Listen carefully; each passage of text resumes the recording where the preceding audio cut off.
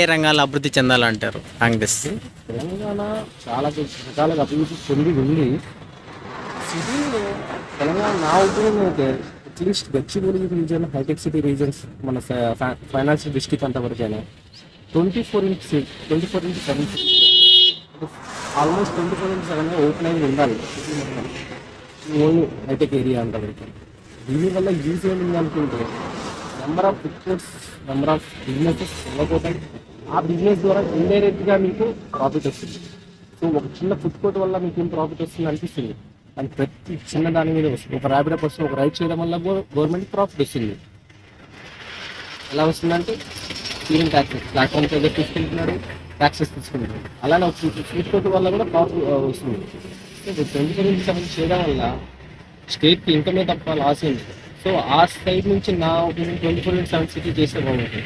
So profit కూడా కొంచెం తగ్గించడానికి ఛాన్సెస్ ఉంది సో అడ్జస్ట్మెంట్ చేస్తే. రేవంత్ రెడ్డి గారు వచ్చిన వెంటనే సంచలనం సృష్టించారు. సో మహిళలకి ఫ్రీగా బస్ ఇవ్వడం జరిగింది. సో దాని మీద మీ రెస్పాన్స్ ఏంటి? ఫ్రీ బస్ అనేది, ఫ్రీ అనే మాట తీసేయడం కరెక్ట్ అయింది. ఫ్రీ అనేది ఏది కూడా ఫ్రీ ఉంది. ఎప్పుడు ఫ్రీ ఇస్తామో అప్పుడు మనం సమర్పోతున్నాం. ఫ్రీ ఇవ్వకూడదు, కొన్ని ఏజ్ లిమిట్ పెట్టాలి. అట్లీస్ట్ 45 ఇయర్స్ వాళ్ళకు 60, 50 ఇట్లా ఏజెస్ పెట్టి ఫ్రీ పెడితే యూజ్ ఉంటుంది. సో మీరు 40 కంప్లీట్గా ఫ్రీ పెట్టడం వల్ల యూజ్ ఏముంది, ఆర్టీసీకి లాస్ తప్ప.